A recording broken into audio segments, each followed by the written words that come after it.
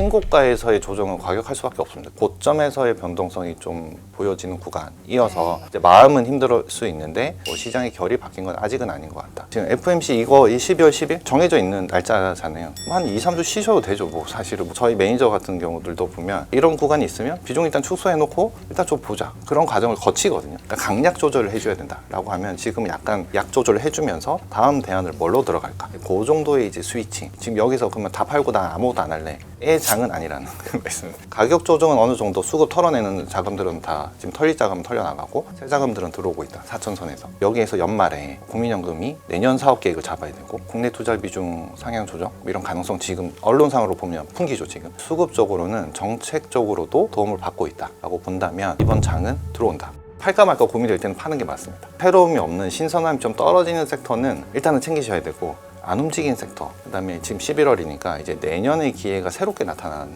종목들 분명히 있거든요. 지금 내년에 점프해서 이익 개선되는 쪽들이 있습니다. 사실 이 자료는 제가 오늘 처음 만들었거든요. 그래서 저도 지금 이게 업데이트 해놓고 PT를 처음 하는 건데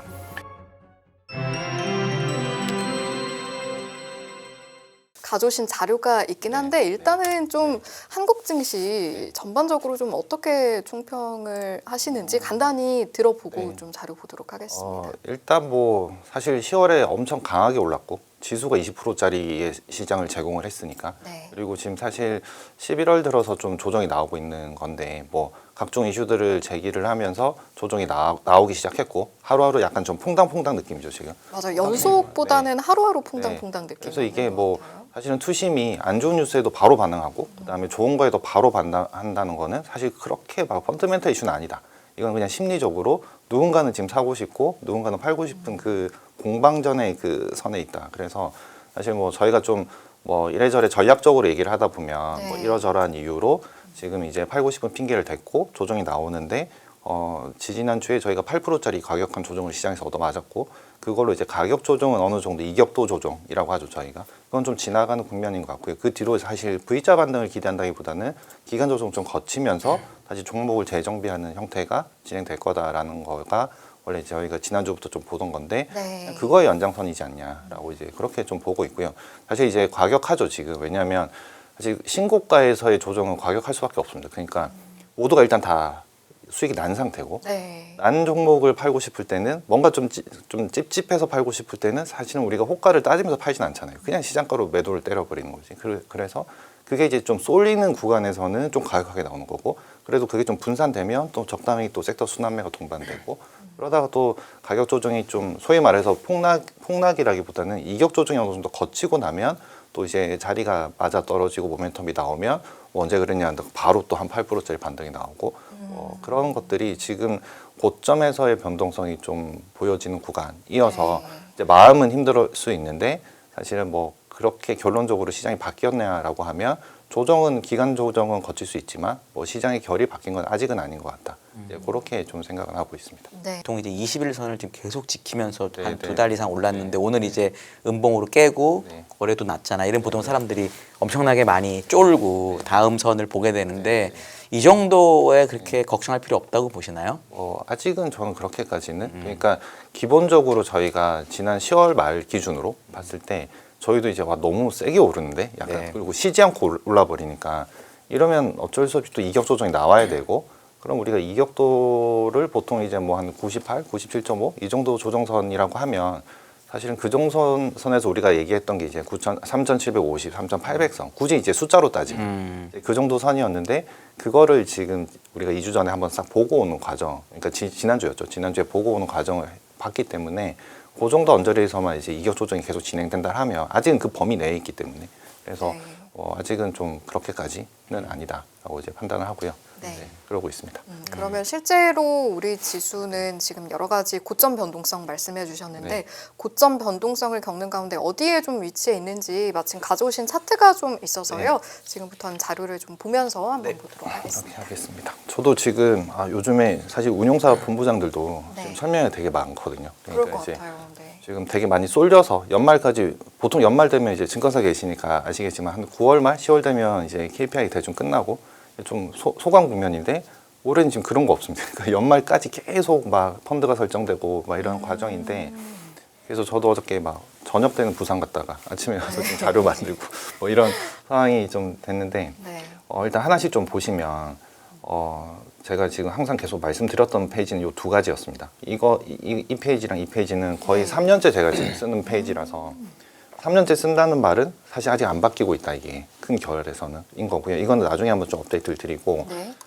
요즘에 이제 제가 설명을 드릴 때 어떻게 해서 우리가 3천까지 왔을까, 4천까지 왔을까, 그리고 그 4천 오고 나서 우리가 관전 포인트가 뭐였냐라는 거고, 그 다음에 또 요즘에 또 많이 받는 질문 중에 그래서 여기까지 왔고 어떤 관전 포인트 우리가 지켜보고 있는데 그럼 주도주가 또 바뀔 거냐, 아니면 다르게 대응해야 되냐, 뭐 이런 것들에 대한 질문들이 거의 공통적으로 이어지거든요. 네. 그래서 제가 드리는 설명을 한번 좀 앞에 왜 4천까지 왔을까는 제가 8월 달에 왔었는데 그때 약간 서머리를 같이 좀 곁들여서 말씀드리고, 그 뒤에 거는 이번에 어제 이제 실적이 다 집계가 업데이트가 끝났거든요. 네, 네. 그래서 아침에 이제 제가 그 자료 컨트와이즈로 다 올라온 거 가지고 각색을 한 거라서 그 새로운 숫자를 가지고 좀 말씀을 드리도록 하겠습니다.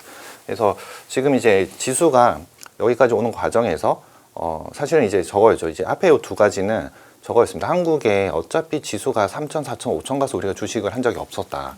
그러니까 시장의 주제가 확실하고 주도주가 확실했을 때 우리가 낙수 효과나 아니면 우리가 실적을 잘 내는 주도주가 생기면 그 완연한 이제 섹터랑 종목의 순환매 장세가 전형적인 한국 장세였다라는 거였었고요. 그 다음에 이번에는 되게 좀 큰 주제가 생겼다. 뭐였냐면 테크 전쟁 중이었고, 테크 전쟁 때문에 IT나 에너지 다른 결로 이렇게 막 소분류의 섹터 순환매가 계속 돌고 있었는데, 최근에 와서는 이제 AI 때문에 발생하는 반도체의 수요, AI 때문에 발생하는 전력의 수요, 이게 한 덩어리다라는 거에 대해서 확신이 생겨버리니까 수급이 확 쏠려버리는 이런 상황이 좀 벌어졌었고, 그거 말고도 다른 섹터가 되게 많이 섹터가 돌리니까 저희가 계속 아닌 것 같지만 주도주는 존재하고, 그다음에 새로운 대안들이 나타나니까 꾸역꾸역 올라오는 형태였는데, 이 모든 것의 주제는 결국은 테크 전쟁 중이고, 한국에서는 결국은 제조업단에서의 베스트 인 클래스를 사는, 그러니까 다 구조조정이 끝난, 산업 재편이 끝난 제조업에서 가장 좋은 포지션에 위치한 우리나라 기업들을 사면 실적도 좋고 모멘텀이 엔드 조건으로 동반되니까 주도력을 잃지 않을 거다라는 게 이제 기존까지 주제였습니다. 그렇게 했었고요. 이 판은 아직 안 바뀐 것 같다. 네. 그런 거였고, 그 다음에 지금 4천까지 올 때 제가 말씀드린 것 중에 하나가 처음으로 한국 지수에서, 그러니까 사실 제가 이제 우리 그 개인분들이, 투자가분들이 되게 좀 직관적으로 심플하게 받아들이려고 설명을 드리면, 처음으로 한국에서 코스피 지수를 정할 수 있는, 소위 말해서 타겟을 정할 수 있는 논리가 생겼다. 깔끔하게. 그전에는 왜 저희가 지금 11월이고 이러면 뭐 내년에 지수 얼마 보세요 이렇게 하면 사실은 이제 뭐 이익 증가율이 얼마고 어떻게 해서 밸류에이션 어떻게 곱하면 대충 이런 레인지가 나옵니다라는 걸 이제 제시할 뿐이지, 이게 깔끔하게 이런 로직이 안 나오는 상황이었죠. 근데 이번에 처음으로 생겼다였었고, 그게 뭐였냐면 이 PBR 밴드 차트로 설명드리는 것 중에 하나가 뭐였냐면, 요 구간 코리아 디스카운트라고 적힌 요 구간 17년, 18년도부터 한번 뚝 떨어지죠. 왜냐하면 그 앞에까지의 한국의 PBR은 그래도 안 좋다 해도 0.9배선 언저리에서 계속 지켜는 줬었는데, 그리고 이 0.9배선에서 연금이 계속 받쳤죠. 또 사실은 많이 빠졌으니까 받쳤는데, 17년에서 18년 넘어갈 때 뭐 한국에서의 뭐 정치적인 이슈도 있었고, 정권이 바뀌면서 법인세 인상하고 그런 것도 있었지만, 그런 걸 떠나서 가장 큰 주제가 코리아 디스카운트가 발생했다. 그러니까 한국이 일본식 저성장 국면에 들어가기 시작했다. 그래서 봤더니 코스피 ROE가 8%밖에 안 되네. 그럼 PBR 0.8. 이 논리가 이 구간에 작동을 했었던 거거든요. 그러고 나서 보면 그냥 툭 떨어졌죠. 뭐 여러 가지 이슈들도 많았지만, 그래서 툭 떨어져서 0.8배선에서 그냥 저희가 왔다 갔다 하다가 지금 이제 반대 논리로 깔끔하게 하나 생겼죠. 일본식 저성장으로 코리아 디스카운트였으면 일본식 밸류업으로 코리아 밸류업이다 라는 논리가 생겼고, 그 타겟이 1.5라는 PBR 선이 생겨버리니까, 그러면 0.8을 1.5로 보내는 그냥 사실 뭐 미적분도 아니죠. 그냥 산수죠, 산수. 산수상 타겟이 딱 생겼고, PBR 한 배가 3,000이니까 1.5는 그냥 더 깔끔하게 4,500. 그냥 이렇게 그냥 타겟이 생겼다. 그러니까 이게 갈지 안 갈지는 좀 다른 얘기지만, 하여튼 계산상으로 심플하게 요 논리가 반박하기 힘든. 근데 이게 또 반박하기 힘들려면 사실은 이제 우리가 이익이 꺾이지 않아야 되는데, 이익은 계속 증액 사이클인 거고. 네. 그래서 오른쪽 표가 보시면 2004년부터 코스피 순이익입니다. 쭉 순이익인데, 순이익은 뭐 계속 늘었죠. 중간중간 이렇게 저희가 꺼졌던 구간도 있지만, 그런데 요즘 와서 드는 모양새는 뭐냐면 제가 색깔별로 섹터를 다르게 칠해놨는데 네. 이게 섹터가 좋아지는 게 확산되고 있다라는 거죠. 그래서 실적도 좋아지고 섹터도 확산되는데 아닌 것 같지만 무섭게 한국은 수출 데이터에 주가가 연동되고 그 이유는 결국은 수출이 실적이고 실적이 주가다라는 게 심플하게 연결이 됩니다. 그래서 우리 왼쪽 요 하나의 차트 PBR 밴드 1.5의 타겟이 정치적으로 생겼고, 그러니까 정책적으로 생겼고, 이거에 대해서 외국인이 점수를 줄 수 있는데 주기 위한 근거도 실적이 마련돼 있기 때문에 이번에 그래 타겟 1.5 정책으로 밀어붙이는. 그런데 우리가 시장을 보면 지금 우리가 이 힘든 구간을 거쳐올 때 뭐 사실 왁구가 여러 개가 안 맞았죠. 네. 뭐였냐면 어떨 때는 금리를 올리고 있었고, 어떨 때는 금리는 내리기 시작했는데 정책이 없었고, 어떨 때는 뭐 여러 개가 됐는데 또 실적이 안 나오기 시작했었고, 근데 지금은 뭐냐? 금리 인하 사이클이고 재정은 집행 사이클인데 신정부 들어와서 정책은 또 밀어붙여주는 사이클이고, 뒤에 보신 것처럼 실적이랑 모멘텀이 붙는 사이클. 이러니까 오랜만에 그냥 네 박자가 다 맞아떨어졌다. 다르게 또 표현하면 삼저 현상으로 어쨌든 예전인 빅사이클이 형성될 수 있는 여건도 마련됐다. 이렇게 네. 서로가 표현은 서로 다르지만.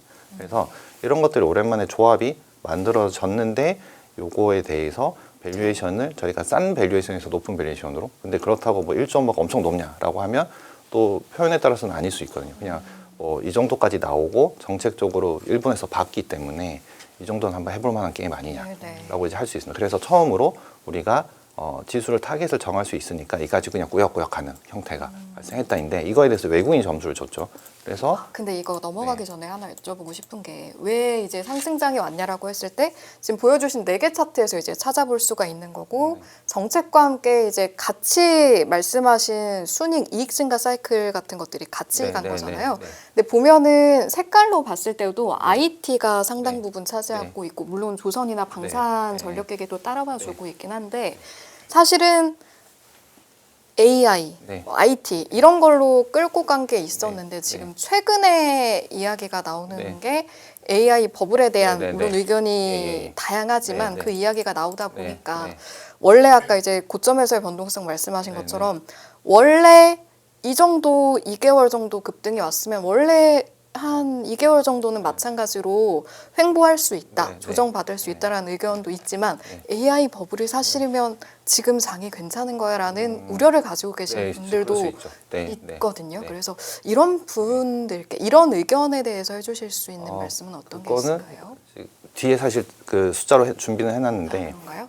준비는 해놨는데 그거는 사실 저희가 지금 AI 그러니까 IT 버블을 우리가 경험을 해봤기 때문에 그런 상황인데, 그럼 지금 우리가 단순하게 AI 때문에 지금 바로 쇼티지가 그러니까 바로 공급 과잉으로 인해서 이 버블이 나올까에 대해서는 아직은 상식적으로는 아니지 않을까. 저는 사실 아직 한 2, 3년 사이클은 남았다고 저희가 판단하고요.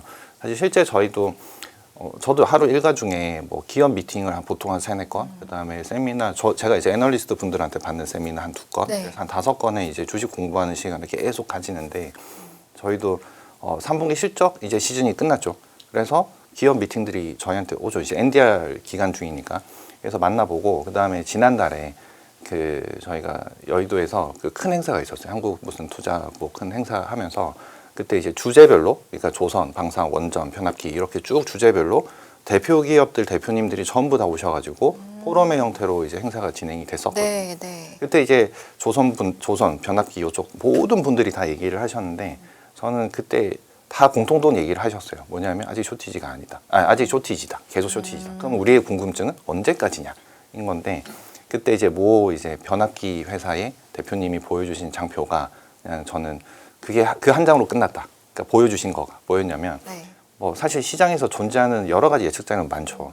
지금 시장이 뭐 한국 전망도 뭐 2030년까지 뭐 7천 간다. 뭐 이런 리포트도 있고 뭐 하지만, 그런 걸 떠나서 현업에 계시는 그 업의 대표님들이 PT 자료로 공통적인 구간이 뭐였냐면, 2030년 기준으로 본인들이 아는 그 수요처의 그 수요량, 그다음에 본인들이 아는 경쟁사들, 본인들 포함한 경쟁사들의 공급량을 봤을 때 2030년 기준으로 수요량의 공급량이 한 40%밖에 못 쫓아가는 것 같다. 이게 대부분의 공통 사항이었어요. 그런데 이유는 변경은 될 수 있죠. 변경은 될 수 있지만 이게 예측치라기보다는 본인들이 캐파를 알고 있으니까 이제 그걸 가지고 대응을 해줬고, 그러면 2030년 기준으로 그 정도면 저희가 상식적으로 지금 AI가 이제 개화인데 이제 여기서 바로 끝난다. 라기보다는 한 2, 3년 사이클은 나올 수 있지 않을까인 거고 그거는 또 뒤에서 한번 숫자로 또 좋습니다. 보여드릴게요. 네. 매크로가 금리랑 이제 얘기하셨잖아요. 제가 하나 유일하게 요즘에 걱정한다고 얘기할 수 있으면 우리나라 금리가 계속 올라요. 네. 왜냐하면 환율도 오르고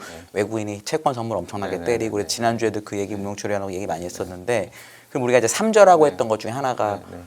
10년물이 2.5에서 3.3이 됐거든요. 네, 네, 네. 그럼 밸류에이션으로 몇 배가 차이 나는 거니까 그런 차원에서 3전 아니다. 네.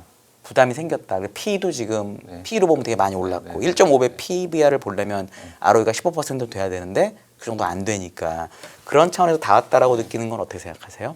아 그거는 사실 그렇게 저는 사실 그 제가 3절하는 표현은 저는 사실은 잘 안 쓰는 표현이고 하지만 요새 내년도 전망자료 보면 대부분 3절하고 많이 한국 애들 그렇게 쓰시더라고요. 많이 하더라고요. 그래서 80년대 제가 보시더라고. 이 구간에 맨날 말씀드린 거 그렇게 금리에 민감할 필요가 있을까라는 생각을 항상 말씀드리죠. 뭐냐면 사실 금리가 0에서 3.5 올렸던 요 구간 이 구간은 사실 모두가 민감했죠. 왜냐하면 처음으로 금리가 0에서 3.5까지 다이렉트 올라가는 구간이니까 였는데 3.5에서 5.5까지 올리는 구간부터는 상승의 이 기울기가 눕기 시작하니까 민감도는 떨어지고 우리는 이제 이 구간부터 등장했던 단어가 있죠. 태조 이방원 5개 섹터가 나르기 시작했습니다. 네, 네. 그런데 금리가 오르기 시작해서 시장이 안 된다는 논리면 이 구간에 미국은 3.5에서 5.5까지 올렸는데 미국은 무슨 일이 벌어졌냐? 다시 신고가. 그래서 결국은 이거에 대한 민감도가 지금 단기에 계속 내려줄 것 같다가 멈출 것 같은데 이렇게 되니까 좀 리스크를 우리가 걱정하는 구간이 됐지만 네. 아직은 이게 인상 사이클로 갈 거냐 그것까지는 아니다라고 하면 여전히 시장은 그냥 성장에 대한 포인트를 계속 잡아줘야 되는 거고 네. 근데 지금은 이제 그게 가다가 그런 약간 걱정 이런 과정 정도인 것 같고 사실 금리도 보면 한국 금리는 이제 9월부터 올랐죠. 근데 요즘에서 더 부각되죠. 그래서 부각되다 보니 왜 그럴까 봤더니 이제 채권 때문에 다 꼬였죠 지금. 증권사들 다 꼬여버렸죠 지금. 손실이 막 나버리기 시작하니까. 그래서 금리 오르고 채권 팔아대기 시작하고 금리 오르니까 또 외국인이 팔고 외국인 파니까 이것 때문에 한국 주식도 파나 걱정 또 오고 뭐 이렇게 약간 악순환의 선순환인 것 같지만 본질적으로 금리가 오른 사이클이 진입한 게 아니라면 우리는 이거는 그냥 일시적인 조정이다. 그 정도 보고 가면 될 것 같고 실제 과거 우리가 최근 2년 동안 경험했던 요 구간에서도 시장은 중간중간 짧게는 그거에 대한 우려를 표출을 하지만 결국은 성장이 어디서 나올 거냐. 근데 그 성장이 나왔던 포인트가 지금 그대로 이어지기 때문에 그게 끝난 게 아니라면 그냥 이 장은 이것들이 끝날 때까지는 가봐야 된다. 이렇게 말씀드립니다. 한국은행이 이번에 기준금리 혹시 동결에도 그렇게 네. 시장이 생각해 줄까요? 어떻게 생각하세요, 그거는?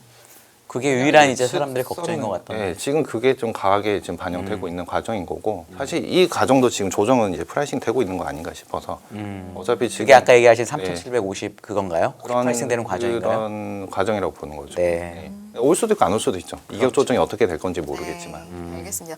사실은 이제 한국 시장을 보면서 증시를 보면서 떨어질 때, 오를 때 저희가 가장 많이 언급하는 게 외국인이 들어와서 네. 외국인이 나가서이기도 한데 또 이제 저희가 못 본 내용 중에 외국인의 움직임에 관해서 또 가져오신 네. 자료가 있어서 또 그거 보면서 네. 마저 이야기 그래서 나눌게요. 이까지 오는 과정에 지금 사실 뭐 1월부터 4월까지 보면 외국인이 한 15조를 소위 말해서 패대기를 쳤죠 한국은. 네. 그리고 작년부터 치면 그러니까 작년부터 올해 4월까지 앞으로 한 9개월 동안 그러니까 올해 4월부터 앞으로 9개월 동안 보면 한 39조를 팔았어요 한국에서. 그러다가 이제 4월부터 확 바뀌어 버리죠. 그건 결국은 탄핵 정부 끝났고 새 정권 들어왔고 정책으로 이제 새로운 게 나온다라는 게 있으니까 이제 그거에 대한 점수를 주면서 들어오기 시작하는. 그러니까 우리보다 밸류업에 대해서 외국인들은 좀 더 후하게 점수를 주기 시작했었던 게 5월부터 개시가 된 거죠.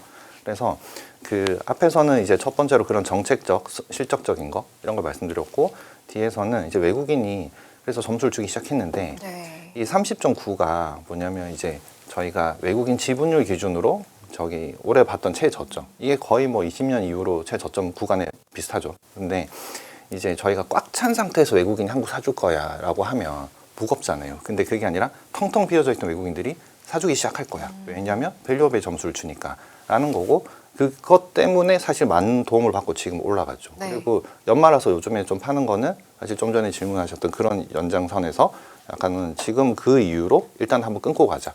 그럴 수 있는 거죠. 액티브 펀드 매니저들은. 그리고 11월이면 헤지 펀드로 클로징 많이 하니까.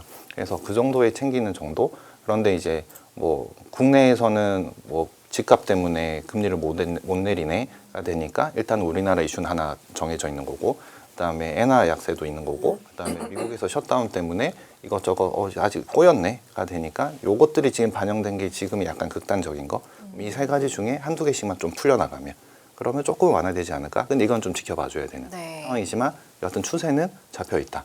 그러니까 30.9%까지 떨어졌던 외국인들이 지금 레벨이 34에서 36 사이에서 왔다 갔다 하는 형태로 보여지면 저희가 뭐 어제 오늘 얘네들이 팔았다고 해서 그냥 끝났냐가 아니라 저희가 중요한 거는 추세를 보는 게 중요한데 이런 구조에서는 아직은 끝나지 않고 방향성은 잡혔다라고 보는 거고요. 두 번째는 이제 국내 수급인데 아까 제가 이거 말씀드릴 때 국내 수급이 지금까지 이 PBR 0.8배선 그다음에 앞에서 0.9배선을 막아주던 쪽은 연금이었죠. 네. 연금이었고 올해 들어서는 작년 말 올해는 기타 법인이 하나 더 붙었죠. 자사주비 붙었다가 이제 드디어 이제 국내 개인 자금들이 들어오기 시작하고 엄청 들어오죠 지금. 근데 네. 올해 이거 시장을 보시면 제가 8월달에 와서도 약간의 이런 내용을 좀 말씀을 드렸었는데 이미 8월 이후로 벌써 11월이 됐고 저희도 올해 지금 6월달부터 펀드가 설정된 개수만 해도 8개가 넘거든요. 근데 그 제가 여기에 굵은 선을 이렇게 두 개를 쳐놨습니다. 3,000에서 3,200. 네. 이게 스토리를 들어보시면 이 구간이죠. 올해 3월, 2월, 3월. 그러니까 작년에 미국에서 너무 많은 수익이 났고 그래서 올 초가 뭐였냐면 상품팀들이나 다들 전략적으로 저희 운용사들도 마찬가지고 미국 시장을 너무 많이 먹었으니까 올해는 한국이 좀 되지 않을까라는 분위기가 사실 연초에 좀 있었죠. 아, 그랬어요? 그래서 조금 사볼까 하면서 한국 펀드를 만들어 보자라는 움직임이 있다가 3월 말 4월 초에 트럼프 관세 때문에 한번 출렁거리면서 일단은 펀드 만드는 게 스톱이 돼버렸습니다. 그런데 펀드 만들 때 보통 2, 3주 걸리거든요. 진짜 빨리 일을 해도. 왜냐하면 이제 운용사, 증권사 이제 서로 이제 서류 왔다 갔다 해야 되고 그다음에 컴플라이언스 다 통과시켜야 되고 소비자 금융보호 다 통과시켜야 되고 그러면 한 3주 걸리거든요. 그럼 그 사이에 일주일 만에 2,200 가던 게 2,500 가버렸고 또 일주일 만에 3,000 가버렸고 또 퐁당퐁당 하다가 바로 3,200으로 가버렸거든요. 그러니까 그래서 뒤늦게 이 구간에서 다시 펀드 세셨어 이렇게 됐던 구간이 시간적으로 봤을 때 딱 요 구간 6월 중순 그다음에 7월 초 사이에 사모펀드로 설정된 주식 롱바이어스 자금이 되게 많습니다. 그러니까 저희만 해도 한 펀드 하나당 요새 평균적으로 설정되면 그 사모펀드는 100계좌로 끊어야 되거든요. 그래서 그 가입 금액이 있다 보니까 최저 금액이 있다 보니까 평단가가 이제 뭐 3억이냐 4억이냐 5억이냐에 따라서 그 펀드가 300억이냐 500억이냐 이런 게 결정되는 건데 대충 저희도 지금 한 펀드당 한 400억 언저리 나오거든요. 8개가 만들어졌죠. 저희만 그러냐? 그게 아니라 좀 괜찮은 운용사들은 공통사항이에요. 근데 지금 저희가 올해 우리가 레이싱이 붙은 운용사들이 한 4-5군데 되거든요. 그러면 곱하기 5를 해보시면 대충 이제 한 1점 몇 조의 자금이 이 구간에서 펀드로 설정됩니다. 펀드로 설정돼서 사모펀드 주식 롱바이어스 자금으로 설정된 자금이 1.23조에서 1.5조까지 만들어져요. 네. 그런데 저희가 이게 만들어졌을 때 6월 말이었고 7월 초부터는 한국 주식 조종사들이 좀 있었죠. 그리고 사실 악재가 그때부터 계속 퐁당퐁당했고 그래서 이 구간에 설정된 자금이 집행을 준비했던 기관들, 그러니까 저희 같은 매니저들이 집행을 준비했던 기관들이 이 구간이었다 인 거고 그 다음에 엄청 오랜 기간 동안 힘들게 이 시장을 지나갔던 분들은 이 3,000선에서 환매들을 은근히 많이 하셨어요. 손바뀜이 이때 많이 났어요. 네. 주식 한번 팔고 나가신 분들이 이제 사실은 지금 현타 오는 상황이 된 거죠. 그러고 나서 지금 4,000까지 다시 들어와 버렸고 그리고 지금 여기에서 지금 저희가 마디 지수가 바뀐 상태에서 지금 이 조정을 지금 견뎌가는 과정인 거죠. 그래서 지금 시장의 수급은 이 구간에서 손바뀜이 한번 나버렸다인 거고 그리고 여기에서 새로운 수급들이 들어오기 시작한다인 겁니다. 그래서 어찌 보면 국내장을 바쳤던 수급은 결국은 연금과 기타 법인이었었는데 외국인이 덧붙여주고 거기에다가 이제 국내 자금이 본격적으로 세게 들어와주고 그리고 그 자금들이 스마트머니들은 사모펀드로 들어오면서 약간 좀 기관화스럽게 대응이 되고 있고 개인 자금들도 뒤늦게 지금 들어오는 상태인데 지금 여기에서 연말에 뭐 국민연금이 내년 사업 계획을 잡아야 되고 그러면 국내 투자 비중 상향 조정 이런 가능성 지금 언론상으로 보면 풍기죠 지금. 그래서 그런 것들이 작동이 되면 국내 수급은 좀 더 풍부하지 않을까? 그리고 각종 연기금을 떠나서 그 퇴직연금의 자금도 약간 기금화시켜서 이게 국내 포지션을 더 높이려고 하는 그런 움직임들이 다 포착이 되니까 사실 수급적으로는 정책적으로도 도움을 받고 있다라고 본다면 이번 장은 들어온다. 그러니까 왜냐하면 은행에 사실 지금 갈 이유가 없죠. 인플레도 뭐 커버 안 되는 그 낮은 금리로 있을 이유가 없고, 그다음에 지금 투자할 자산이 되게 많죠. 대안들이 뭐 아까 코인 얘기 많이 하셨고, 미국 주식으로 버는 사람도 많고, 사실 뭐 부동산에서도 다 돈들 많이 벌었고, 그러니까 지금 뭐든 간에 투자를 계속 병행해왔던 쪽들은 뭐라도 다 번 상태죠.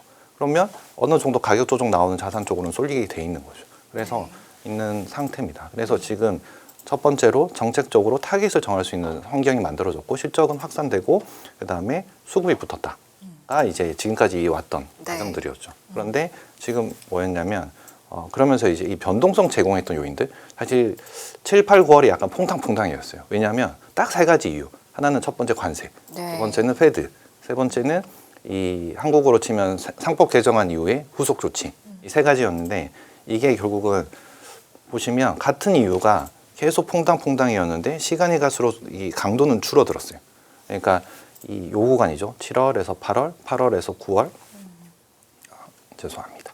8월, 그다음 9월, 그다음에 마무리는 에이펙이었죠. 그래서 관세는 7월 8일에 한 달 유예해서 8월 초, 그러고 갔다가 품목 관세 협상, 그리고 에이펙에서 세레모니, 이 과정 거쳤고, 페드는 사실 7월 달을 약간 걱정하긴 했었죠, 시장에서는.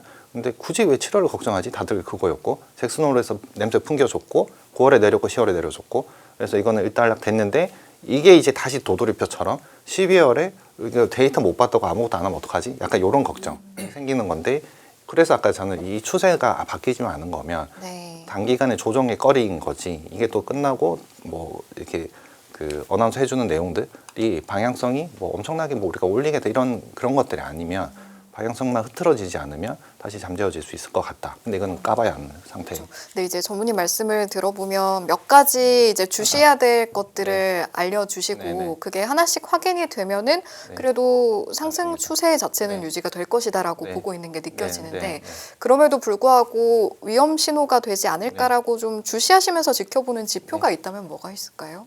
그게 결국은 지금 저는 그냥 내년 하반기 때 뭐 진짜 물가가 안 꺾이면 그거 정도 이렇게 보는 거고요. 그다음에 결국은 지금 보면 10월이 왜 쉬웠냐라고 하면 그냥 모든 게 클리어해져 버리니까 그냥 쫙 달려버린 거죠. 그리고 에이펙을 앞두고 모두가 기대감이었죠.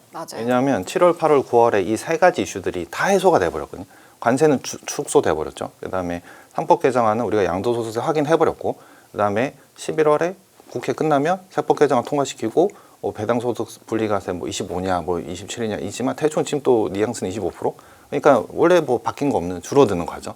그리고 FOMC는 내려줬으니 확인됐고, 그러니까 이러니까 에이펙 때 야, 얘네들 약속 겨루기다. 뭐 아무리 서로 치고받아도 모두가 정상들이 만난다는 거는 결국은 세레모니를 하겠구나. 되니까 시장이 야 그러면 리스크 온이다 하면서 확 땡겨버리는 형태가 됐고, 그러다가 쭉 오다가 에이펙이 끝나고 나서 왜 흔들리냐. 사실은 빅 이벤트가 사실은 끝나버렸죠. 끝났으니까 약간 심심해지는 구간인데 실적 시즌이죠. 실적 시즌이니까 실적 좋은 거 알고 있지만 조금이라도 미스하면 빌미가 제공되고, 빠지면 이유를 찾게 되고, 찾게 되면 이게 그랬나 봐 하면서 이제 불러일으키는 그 과정이 계속 반복되는데, 되다 보니 빠지네. 그러니까 한국장이 지금 코스피가 코스피 코스닥 그거였죠. 다 결국은 10월까지 올랐고 11월 첫날부터는 약간의 조정으로 지금 살살살살 좀 내려오는 과정. 근데 해외도 마찬가지고. 그래서 다 똑같은 것 같습니다. 에이펙 이벤트 끝났고 다음 이벤트가 FOMC니까 요 사이에 지금 뭔가가 없으면 그냥 일단은 연말 1년 동안 너무 많이 먹었으니 좀 차익 실현 해놓고 가보자. 왜냐하면 그런 거잖아요. 다 먹은 상태에서 잘 모르겠는데 클리어하지 않네. 클리어하지 않다는 게 변동성의 요인이거든요. 불확실성. 그래서 그거가 좀 클리어해질 때까지는 기간적 좀 병이 될 수 있다. 근데 지금 11월 첫 주부터 오늘 18일이니까 한 2주 정도 동안에 저희가 정말 과격한 하루에 3%짜리 퐁당퐁당을 계속 왔다 갔다 하면서 가격 조정은 어느 정도 수급 털어내는 자금들은 다 지금 털릴 자금은 털려나가고 새 자금들은 들어오고 있다. 4천선에서. 그래서 아까 제가 여기 4천에서 지금 공방 중인 것 같다. 라고 이제 표현을 드린 거고요. 요거 관련해서 주가를 말씀하셨으니까 궁금한 게, 사실 10월 달에 우리나라가 20%쯤 올랐는데 다른 나라는 오른 나라를 찾기 힘들거든요. 냉정하게 말하면 중국은 MSCI 차이나 마이너스고 미국도 거의 뭐 똔똔으로 끝나고 이랬거든요. 약간 지나치게 한국 주식이 전 세계에서 1.2%밖에 차지 안 하니까 너무 스몰캡 느낌의 자금이 일단 몰려서 시장에 약간 끝 같은 느낌이 있다. 이래서 그냥 그런 큰 그림으로 외국인들이 파는 거라고 생각하면은 좀 더 많이 빠진다라고 보는 관점이 있는데 그건 어떻게 보세요? 그렇게 본다면 우리나라만 올랐기 때문에 10월 달에 지금 사실 이 현상이 네. 모든 게 해석이 다 그 말은 그 말 같고 이 말은 또 이 말 그래서요. 같고 네. 지금 이게 그 상황인데 저는 그냥 연말에 지금 이 불확실 때문에 일단은 많이 먹은 쪽이 좀 챙기는 그 정도. 그러니까 한국이 너무 안 좋아서라기보다는 내년에도 보면 한국 그로스가 이익 그로스가 좋으니까 당연히 이제 뭐 아시아 쪽에서도 일본에서 많이 먹은 거 좀 챙기면서 한국 들어올 수도 있는 거고 그런 과정의 연장선이지 뭐 이게 추세적으로 한국이 너무 스몰캡에서 털어낸다까지는 아니지 않을까. 그러니까 스포츠 너무 올랐던 게 약간 강세장의 막바지 같은 느낌이 있을 수도 있는 거고 또 하나는 이제 아까 얘기하신 것처럼 한국을 뭐 내년에 이익 그로스가 좋긴 한데 올해 그로스보다 내년 그로스율이 떨어지거든요. 미분값은. 이제 보통 옛날에는 전통적으로 그렇게 되면 한국 시장은 항상 무너졌던 경험이 있었잖아요. 네. 그런 걸 다 맞물려서 보면 어떻게 생각하세요? 이익 그로스는 더 올라갈 건데 지금. 네, 이제 그래서 그건 이제 그건 아닌 반도체가 너무 많으니까 그거에 대해서 이제 설왕설래가 있어서 네. 네. 그래서 그건 저는 어떻게 그것 때문은 아닌 것 같아요. 그거는 지금 2분기까지 값어치만 보고 그다음에 외국인이 파니까 그냥 해석하는 정도로 저는 판단하고 있습니다. 네, 그런 저는 거는. 이거 여쭤보고 싶은 게 이제 네. 아까 차익 실현 관점에서 네, 말씀하신 내용 주변에 보면 이제 지금의 조정은 어쨌든 견딜 수 있는 조정이라는 맥락에서 네, 말씀하신 네, 걸로 네. 느꼈는데 네, 네. 일단은 내 계좌가 이렇게 깎여 나가니까 네. 나 지금 차익 실현해야 되는 거 아니야라는 고민하는 분들도 많이 계시고 반대로 그동안 못 들고 소외되셨던 분들, 현금 가지고 소외되셨던 네. 분들은 와 지금이다 하고 네. 오늘도 보니까 개인들이 많이 많이 샀어요. 사죠. 네. 그래서 보유자 관점에서 네. 또는 신규 매수하러 오는 그런 신규 매수자 관점에서 지금의 장은 개인 투자자들이 어느 정도로 개입을 하는 게 적당한가 두 가지로 좀 나눠서 설명해 주시면 어떨까 싶은데요. 지금은 저런 거죠. 이제 그 마음이 다 지금 공통적인 거거든요. 그러니까 지금 사고도 싶고 맞아요. 챙겨야 되기도 팔고도 싶고, 싶고 네. 딱 그 선인 겁니다. 맞아요. 그래서 그 심리가 지금 맞닥뜨리는 과정인 거고 근데 이제 섹터를 조금 보면 그런 거죠. 예를 들어 지금 왜 요즘에 조선 방산이 안 움직이지? 이제 이런 거죠. 왜냐하면 이건 좋은 거 너무 다들 알거든요. 네. 아니까 이제 새로운 신선함이 없는 거죠. 그러다 보니 실적이 잘 나왔지만 그냥 볼 때는 밋밋한데 왜 나올 줄 서프라이즈 안 알았어 나왔지? 이런 느낌. 네. 그렇게 약간 좀 이 새로움이 없는 신선함이 좀 떨어지는 섹터는 일단은 챙기셔야 되고 그다음에 안 움직인 섹터 그다음에 지금 11월이니까 이제 내년의 기회가 새롭게 나타난 종목들 분명히 있거든요. 지금 내년에 점프해서 이익 개선되는 쪽들이 있습니다. 그래서 그런 쪽은 그래서 이번에 그런 고민이 들 때는 한번 스위칭 해야 된다. 그러니까 가지고 있는 종목을 한번 스위칭. 그러니까 뭐냐면 많이 먹어서 팔고 싶어요. 그러면 사실은 팔까 말까 고민될 때는 파는 게 맞습니다. 네. 그래서 제가 할 때가 많은데 괜찮나요? 그러니까 대안이 있죠. 근데 아. 그게 약세장에서는 살 게 없으니까 못 파는 거거든요. 그렇죠. 근데 지금 강세장에서는 살 게 많으니까 일단 챙겨놓고 다음 타이밍에 내가 챙겨야지라는 종목을 대안으로 두고 바꾸는. 그러니까 지금은 약간 이 고민에서 매일매일 이 살까 말까 하시는 분들은 일단 저는 팔까 말까 고민될 땐 팔아야 된다라는 게 지론인 거고 그런데 이번 장은 대안이 많다. 그리고 지금 연말이다. 그러면 어느 정도 지금 이 스케줄표처럼 네. 또 이거잖아요. 지금 FMC 이거 이 12월 10일 정해져 있는 날짜잖아요. 그러면 뭐 한 2, 3주 쉬셔도 되죠. 뭐 사실은 뭐 주식을 매일 할 필요가 없는 거니까. 그러니까 저희 매니저 같은 경우들도 보면 저희가 이런 구간이 있으면 비중 일단 축소해 놓고 일단 좀 보자. 그러니까 그런 과정을 거치거든요. 그러니까 강약 조절을 해줘야 된다라고 하면 지금 약간 약 조절을 해주면서 다음 대안을 뭘로 들어갈까? 이제 그 정도의 이제 스위칭. 네. 거지. 지금 여기서 그러면 다 팔고 나 아무것도 안 할래. 의 장은 아니라는 그 말씀. 보통 이제 팔았다가 말씀하신 대로 안 올랐던 거 다시 네. 사든지 해야 되잖아요. 근데 보통 사람들이 본전 심리 비슷하게 있어가지고 네. 내가 100원에 사고 싶었던 네, 게 네. 110원 되면 못 사잖아요. 네, 네. 맞아요. 그런 분들에게 110원에 살 수 있는 네. 멘탈적인 걸 오늘 좀 얘기를 해주고 그렇게 해서 저도 그게 맞다고 생각하는데 잘 못하시니까. 어차피 이번 장은 주도주는 절대 안 바뀝니다. 그러니까 강세장에 이거를 먼저 보여드리면 네네. 사실 이 자료는 제가 오늘 처음 만들었거든요. 아. 그래서 저도 지금 이게 업데이트 해놓고 PT를 처음 하는 건데 이 자료는 사실 하나증권 자료예요. 그래서 네. 제가 이제 저도 내년 시장 전망 듣다가 제가 계속 찾던 자료를 그대로 이제 표현을 해주셔가지고 제가 좀 써도 되겠냐라고 양해를 부탁드리고 구하셨군요. 네. 그래서 이제 가져왔는데 이거를 보시면 결국은 이제 여기 적힌 말 그러니까 강세장의 시작과 종료는 그냥 주도주가 결정하는 거다. 근데 그 주도주는 결국은 이익 증가율이 결정하는 거고. 예, 그래서 그냥 이 과거의 패턴을 한번 보시면 1990년대 이제 후반이죠. 90년대 후반에 보면 대장주가 마이크로소프트, 2000년대는 중반 때 보시면 대장주가 엑슨모빌, 그다음에 2010년대 이제 초중반 때 보시면 나이키였고 2020년 들어서는 그러니까 2010년대 후반에서 2020년 넘어올 때는 AMD였고 지금은 사실은 요 두 개죠. 그러니까 엔비디아하고 한국으로 치면 하이닉스인데 공통적인 거 제가 빨간색 표시해 드린 거 뭐냐면 결국은 매출이 꺾여야 끝나는 거거든요. 그래서 저희가 항상 주도주의 끝은 실적이 끝나야 끝난다라는 얘기를 계속 드리는 건데 이때도 보면 제가 맨 위에는 매출액 대비 캐펙스 비율. 그러니까 지금 다들 공급 과잉이 많아지면 어떡하니? 이거에 대한 고민이 엄청 많은 거거든요. 그런데 결국은 이게 사이클로 보면 결국은 너무 뻔하잖아요. 업이 너무 잘 돼요. 그럼 투자를 또 많이 해버려요. 많이 해줬는데 수요가 죽어버리면 실적 꺾이고 죽는 게임이 무한 반복이 되는 게 패턴인데 이거 과거에 다 그런 내용을 적어 놓은 겁니다. 숫자로.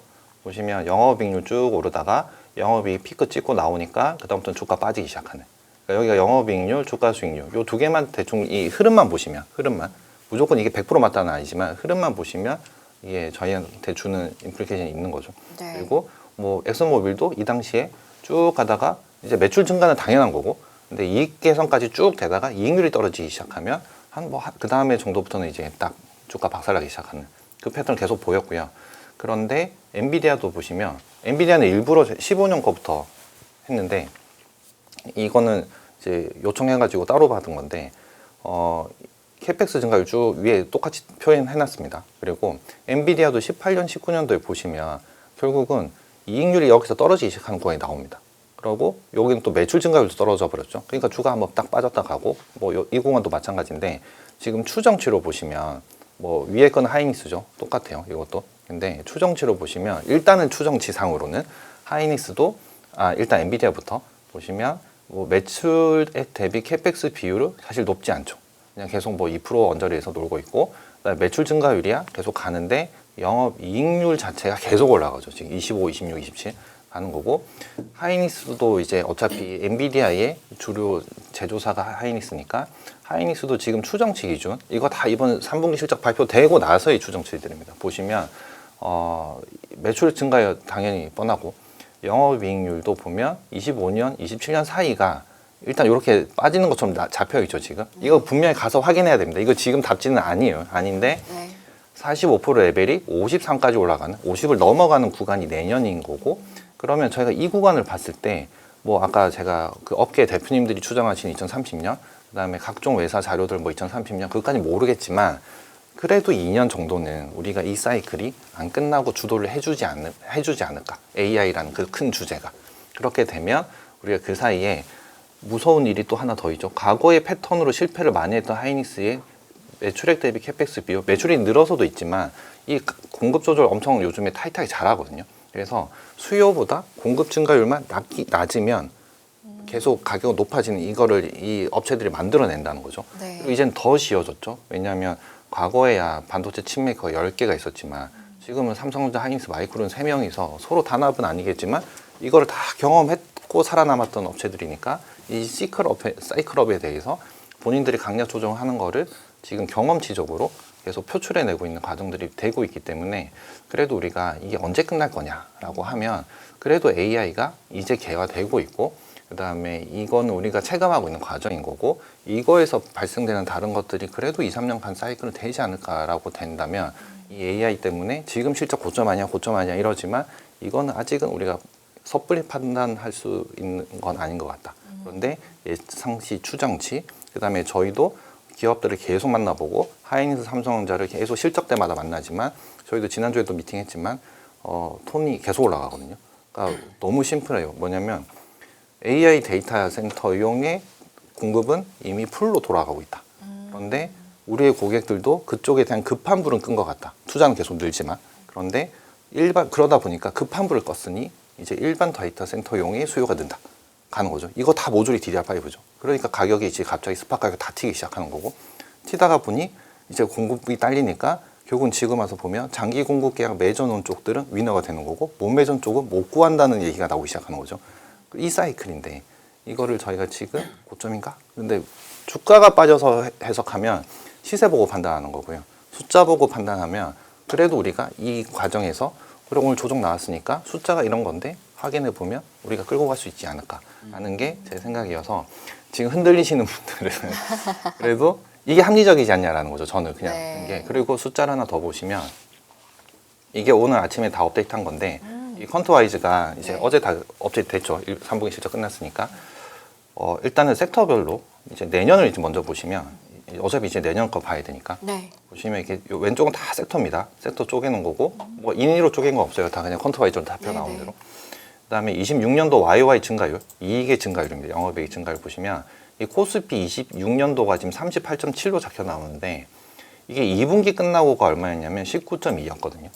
근데 이번 실적 나오면서 되게 세게 올라갔어요. 그러네요. 이익 그로스가 쫙 나왔죠. 그러니까 이번에 3분기 실적 발표 구간에 오히려 실적의 힘을 더 받았죠. 그러니까 이제 10주 동안 한국의 영업이익이든 순이익이든 10주 연속 이익 상향 조정 패턴이 나와버렸거든요. 실적을 확인하면서. 그리고 내년에 제가 이 빨간색 칠해놓은 건 뭐냐면 올해보다 내년에 이익 그로스가 더 좋은 섹터들만 일단은 그냥 인위적으로 표시한 거예요. 네, 네. 근데 저는 사실 차는 잘 모르겠어요. 왜냐하면 차는 작년에 마이너스, 그러니까 올해 마이너스, 내년에 8%인데 이거는 애널리스트 분들이 관세 25%를 15% 조정한 거 아닌가? 이 생각인 거죠. 이런 것들을 좀 우리가 어쨌든 제껴내고 놓고 네, 네, 네. 보면 일단은 좀 숫자가 세게 커지는 게 에너지 쪽. 에너지 쪽은 정유사입니다. 정유는 지금 유가가 추세적으로 빠지죠. 우리는 주유소 가면 기름이 맨날 올라가 있지만 그쵸. 유가는 추세적으로 빠지고 있습니다. 원가 개선인 거죠. 그러니까 지금 S-오일이 이거의 와중에 인도랑 저기 그 중국이 러시아에서 원유 안 사주니까 뭐 제품 가격 좀 등유유 마진이 되게 좋아진 거죠. 지금 30%까지 커진 건 되게 좋아진 거거든요. 그래서 그런 것들이 붙으니까 주가가 먼저 반응을 해버렸다인 거고, 그다음에 이 와중에 중국의 구조조정이 있으니까 정유주는 이것도 구조조정이네가 되니까 되는 건데, 지금 내년에 보시면 LG와 롯데캠 이런 것들도 이익 증가율이 화학도 나쁘지 않게 턴어라운드 가능성이 있습니다.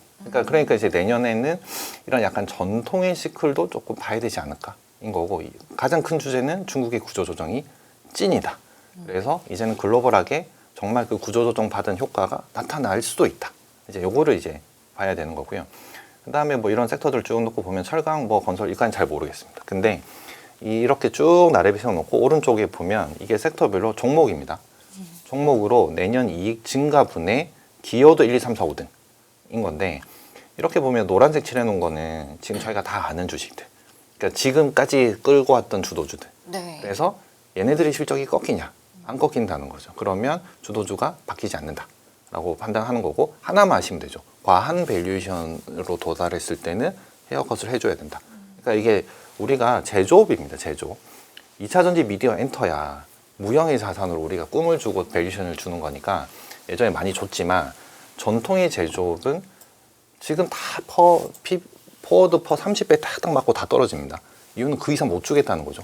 그래서 이제 뭐 원래 저희가 제조업이면 내수용이면 10배, 수출하면 이제 15배, 좀 잘한다, 시장 다 먹었네, 그러면 프리미엄 줘서 20배, 25배 사이 왔다 갔다인데, 지금 다들 너무 오르다 보니까 한 30배 정도까지 왔거든요. 네. 그러니까 요 정도 선에서는 강약 조정해줘야 된다. 그래서 아까 질문상 내가 들고 있던 게 너무 좋아서 이까지 왔는데 네. 좀 심심해졌어. 밸류에이션이 심심해진 거죠. 근데 기다리면 실적이 좋으면 올라간 밸류는 떨어지는, 문제는 이렇게 되면 시간이 필요하죠. 실적이 나오는 그 기간이. 그러니까 이제 그런 주식들은 한번 팔고 싶다 마음이 드시면 팔아도 된다. 그러면은 그때 손을 바꿀 때 네. 전 이제 딱 직관적으로 보이는 게, 그러면 나는 내년 초에 조금 들어갈 종목을 고를 때 노란색을 볼까 네. 빨간색을 볼까 뭐 이런 생각도 네. 많이 하실 그러니까 것 그게 같은데 빨간색이죠. 네. 사실 그쵸. 근데 네. 얼마나 내가 더 수익을 많이 얻어가고 싶으면 사실은 빨간색이 눈에 띄고, 네, 네. 근데 가는 게 안정적으로 튼튼하게 잘 갈 것 같아라는 안정감을 생각하면 왠지 네. 노란색이 눈에 띄기도 한데, 네. 이건 그냥 스타일 차이로 고르면 될지. 스타일도 있고요. 네. 시세를 보고 판단하는 경향이 되게 강하다, 그게. 그러니까 저는 우리 개인분들한테, 그러니까 개인 투자자분들한테 주식 사실 빠져 있고 안 빠지고 실적 턴할 때 사야지 오를 때 따라 살 필요는 사실 없다라고 항상 말씀드려요. 그럼 일단 붉은색으로 가면 돼요. 시세를 보고 판단하지 말자인 거고, 네. 그래서 어쨌든 그 시세가 좋은 건 예뻐 보이죠. 그러니까 좋으니까 그까지 온 가격인 네, 거고 네, 네. 빠져 있는 건 나쁘니까 빠져 있을 거고. 그쵸. 근데 이게 개선된다라고 하면 기회는 거기서 더 크다. 그러면 잘 먹은 자금 잘 챙겨서 새로운 기회로 갈아타는 것도 나쁘지 않다인데 물론 이제 그거는 그러려면 또 새로운 주식을 공부를 하셔야 되니까 좀 힘들 수도 있지만 그래서 이렇게 쭉 놓고 나래비를 세워놓고 보면 제가 이렇게 분홍색으로 칠해놓은 거는 일단 기본적으로 IT는 올해 2분기부터 실적 좋아졌습니다. 그래서 삼성전자 하이닉스, 그러니까 하이닉스는 뭐 원래 좋았고 삼성전자의 실적의 바닥은 2분기였어요. 네. 2분기 바닥 찍고 올라가죠. 그거 돌 때 아마 작년부터 제가 올해 2분기, 3분기 사이에 이익 그로스가 개선, 그러니까 영업이익률이 튀기 시작하는 섹터가 기판 업체일 거다라고 계속 말씀드렸었는데 일단 시세는 한번 뿜었죠. 네. 그리고 실제 이번에 2분기, 3분기 실적을 거치면서 이익률 개선되는 걸 저희가 확인하고 있습니다. 그러다 보니까 이수 패턴만 날아가다가 대덕, 해성 이런 거 다 같이 뛰는 뭐냐면 실적 보고 확인해버렸다 인 거고요. 그런데 이 사이클은 사실 반도체 사이클이랑 연결되죠. 그래서 이것들은 가동률만 높아져지면 아직 풀가동 아니거든요. 가동률만 높아져지면 영업 레버리지는 바로 발생합니다. 그러면 이익이 튀면 밸류에이션 떨어지는 그런 구간들. 그런데 이번에 증이익 사이클이고 산업이 열리면 밸류에이션 좀 더 주겠죠. 그래서 이쪽은 약간 추세와 이런 그 새롭게 이게 좀 튀어나오는 이런 걸로 좀 곁들여서 가는 게 IT인 것 같고요. 근데 IT가 이 구조면 국내 주식 지수가 무너지기 사실 쉽지 않죠. 퐁당퐁당은 가능해도 네. 쉽게 무너지지 않는다라고 보시면 될 것 같고 그다음에 뭐 사실 하이브 같은 거 엄청 직관적이죠. 뭐냐면 하이브의 고점은 언제였습니까? BTS 예전에 있었을 때 그였죠. 근데 이번에 다 왔죠. 그러면 심플하게 우리가 블랙핑크가 보여준 것처럼 블랙핑크가 공연을 했던 2021년도가 YG의 고가였고 그걸 이번에 컴백해서 고가를 만들어 버렸죠. 왜냐하면 그때보다 직경력이 더 좋아졌고 티켓 가격은 더 높아졌고 똑같은 구조가 BTS다라고 하면 BTS가 아마 4월 초부터 아마 공연 도는 걸로 알고 있는데 그러면 이 언저리 좀 언젠가? 이런 고민들을 해볼 만한 거죠. 네. 네, 그래서 위험한 번호를 한 것 같은데 그런 여기 추정치 제가 아까에서 보니까 이것도 보고 왔는데 좀 과대 계상됐다는 느낌 없으세요? 애널리스트들이? 그게 제가 자동차, 2차 전지 이런 것들 그다음에 그 화학 이런 것들은 과대 계상됐다라고 제가 이거는 항상 저희가 이 표를 전에부터도 말씀드릴 때 이게 가서 탐방 가서 확인해야 된다인 거고 추정치는 아닐 수 있다. 그런데 회사들이 보통 자기도 모르는 경우가 많잖아요. 회사에 그런 건 물어봐도. 있죠. 네. 그런 거는 시크릿은 확실히 잘 모르니까. 예를 들어 반도체가 지금 네. 무려 내년에 여기 잡힌 영업이익 네. 중분이 거의 70조쯤 되는데 네. 작년에 올해가 80조잖아요. 네, 네. 올해만큼 거의 네. 플러스가 나는 건데 네, 네. 이런 거에 대한 신뢰를 얼마나 가져갈 수 있느냐. 네. 원래는 시크릿인데 지금 아니라고 주장을 하는 네, 거니까 그런 건 어떻게 보세요? 그거는 결국은 이게 그런 질문에서 제가 항상 드리는 말씀은 그 저번에 어떤 분이 저한테 시대 일통장 어떻게 찾느냐랑 같은 질문을 생각하거든요. 뭐냐면 그냥 매니저 발품입니다. 이게 되게 우리가 세련되게 막 정교하게 막 하는 것 같지만 결국은 얼마나 부지런히 그 기업을 만나서 팔로우를 해야 되느냐의 차점인데 예전처럼 삼성전자 하이닉스가 완전 블랙박스처럼 기업 아이를 하지 않습니다. 그러니까 이제는 되게 많은 힌트를 주십니다. 그러니까 이제 막 숫자를 알려주는 건 절대 아니죠. 그런데 사실 최근 한 3, 4개 분기 정도는 그거대로 저희만의 나름의 계산법을 해보면 얼추 비슷한 레인지에서 방향성이 잡혀 나가거든요. 그래서 지금은 그거가 그러니까 IT 쪽은 사실 너무 과하게 대상했다라기보다는 오히려 업사이드 더 나올 수 있다라고 보는 게 맞는 것 같고요. 왜냐하면 가동률이 튀면 얘네들은 영업 레버리지 커버하는 게 너무 커버리기 때문에 거기서 계속 서플이 나와버릴 수 있거든요. 그래서 그런 거는 오히려 좀 좋은 것 같고 근데 전통의 시클은 이제 약간 정책의 테마 때문에 턴할 수 있는 거 아니냐인 거고 유가가 빠져 있으니 아마 원가를 싸게 넣어놨을 거예요. 그러니까 이제 그게 만약에 안 나와버리면 우리가 모르는 각종 이슈로 안 나와버리면 좀 믿을 수 없다. 아까 제가 차 말씀드리자마자 제가 이거 못 믿겠다라고 말씀드리는 것처럼 그래서 그거는 좀 분류해놓고 가야 되는데 일단은 지금까지 수주 베이스의 제조업들 조선방산 원전 변압기 쪽들은 이 방향성은 쉽게 틀리지 않는다. 왜냐하면 3년치를 깔아놓고 가고 있기 때문에 그리고 이익률 개선은 이번 1분기부터 보여주기 시작했거든요. 이번 3분기도 이익률 괜찮았어요. 근데 그냥 기대치 충족이지 서프라이즈가 아니니까 주가 빠져버리는 형태가 나왔고 그런 과정이라고 보면 이제 지금 주신 질문에서는 사실은 시크를 제외하고 수주 베이스의 제조업들은 믿을만하다. 네. 옛날에 이제 수주 산업들이 그게 이제 2007, 8, 6, 7, 8년의 논리였는데 2007년에 이제 2010년 거 조선 건설 뭐 기계 막 땡겨가지고 30배씩 주고 똑같은 논리로 그렇게 했었다가 결국 이익이 안 나와서 이제 박살이 나. 물론 리만도 있었지만 지금은 그때랑 어떤 점이 다를까요? 그러면 그때 2007년이 가장 그런 일이 많았었거든요. 3년 후 걸 땡기고 이익률도 올라가고 수주도 올라가서 P를 30배씩 주고 이랬던 흐름이 딱 있었는데 그때는 눈에 보이는 수요가 아니었다. 그러니까 수요 자체, 그러니까 우리가 보이는 전방이 뭐가 열렸냐라고 봤을 때 지금은 전방이 확실히 열려 있고 그게 우리가 뭐 저게 뭐죠? 그러니까 뭐 발주라는 이런 것들이 이제 뉴스로도 공시로도 확실하게 잡혀 나오는 그런 것들이었는데 그 당시 옛날에 그때가 제가 이제 한 대리 정도 막 이럴 때인데 이럴 때는 사실은 저도 본부장님들한테 맨날 말하는 게 네가 어떻게 수요를 알아서 그걸 예측하냐. 그러니까 그런 산업들이 대부분이었어요. 그러니까 수요가 예측하기 힘든 그냥 너무 큰 산업들. 지금도 비슷하지 않나요? 그때도 조선방산 기계가 제일 많이 건설가에 4개가 제일 많이 올랐거든요. 네. 건설은 이제 뭐 네. 쳐졌으니까 빼더라고요. 그때 20년 동안 지나면서 매니저들이 엄청 세련돼졌죠. 절대 그냥 안 속죠. 그러니까 어느 프로젝트에서 얼마가 나오고 그래서 어느 사이즈가 되면 그냥 공식적으로 뭐 어떤 뭐 예를 들어 조선이다. 뭐 가스가 이만큼 나온다. 그러면 LNG 캐리어가 용량상 얼마가 나온다. 계산법을 다 가지고 얘기를 하니까 네. 그때처럼 그냥 기업이 말해주면 고지고대로 듣는 그런 상황은 전혀 아니고 계속 이거를 검증해서 나가고 하다못해 업에서 오신 분들도 너무 많기 때문에 알겠습니다. 그런 약간 튜닝 과정을 다 거쳐버렸다. 네. 저 이제 이야기한 사이에 또 벌써 10분도 채 남지 않아서 물론 이제 의견 들으면서 투자 전략에 대한 조언도 이렇게 살살 잘 들어가 있긴 했습니다만 가져오신 장표에 보면 시대 1등주 아까 언급하신 것처럼 바벨 전략 이렇게 나와 있거든요. 개인 투자자들이 앞으로 투자 전략 어떻게 가져가는 게 좋을지 듣고 좀 마무리하면 어떨까 싶네요. 그래서 그 말씀드리면 일단은 단기적으로 아까 아나운서분 저희 이승희 아나운서께서 질문하신 것처럼 고민될 때는 한번 이렇게 심플하지만 적어 보시면 저희도 항상 이렇게 뭔가 적어 놓고 하거든요. 적을 때 이제 그냥 시계열로 큰 이벤트 위주로 그냥 큰 이벤트 적으면 엄청 이게 뭐 대단한 건 전혀 아닙니다. 네. 그런데 이렇게 뭐라도 좀 적어 놓고 보면 언제 내가 강약 조절할 수 있겠다 이런 게 좀 나오죠. 그리고 뭐 예를 들어 FMC가 끝나면 내년 1월 달이 JP모건 헬스케어인데 헬스케어 가는 기간 동안에 바이오네? 그러면 바이오가 올랐나? 올해 많이 안 올랐죠. 올해 10월 말까지만 해도 바이오, 그러니까 지수 70% 올 때 바이오 10%밖에 안 올랐어요. 그러다가 이제 다들 뭐가 나오지 않을까? 나오지 않을까? 하다가 시간이 갔는데 나와버리니까 주의 한계가 되는 순간부터 안 올랐던 섹터로 확 몰려버리죠. 이제는 또 다 자신감 붙죠. 왜냐하면 JP모건 헬스케어까지는 뭐라도 데이터가 나오고 에로가 계속 나오겠거니 되니까 오늘 같은 날 알테오젠이 들고 있으면 오히려 해지가 걸려버리죠. 위로 가니까. 이런 걸로 계속 찾아낸다인 거고요.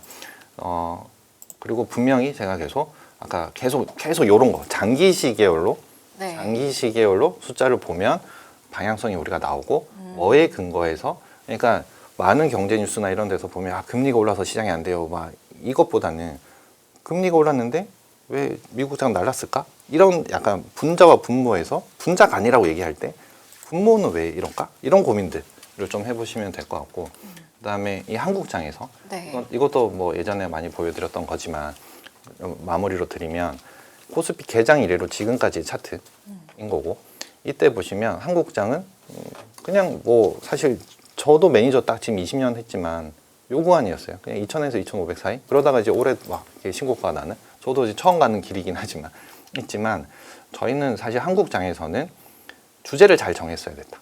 그리고 지금이 글로벌하게 4차 산업혁명 시대지만 한국장으로 놓고 보면 제가 서두에 말씀드린 대로 우리가 글로벌하게 4차 산업혁명에서 이 혁명을 주도할 완전 혁신적인 기업이 있냐? 그건 사실 냉정하게 없지만 그 기업들을 위해서 제조를 해주는 제조업단에서의 베스트 인 클래스인 기업들은 되게 많고 그 기업들이 아까 요 장표처럼 엔비디아가 이런 추세 보일 때 하이닉스가 이런 추세를 보일 수 있다라는 게 사실 그러니까 시대 1등주가 될 수 있는 힘 동력이 되는 거고요. 이러다가 만약에 정말 연말에 뭐 국민연금에서 이제 10대 그러니까 한국 비중을 놀아줄 때 지금 하이닉스 투자 비중 상향 조정 가능성이 있습니다. 그러면 지금 사실 하이닉스랑 삼성전자 시총 비중이 얼마 안 나죠 이제.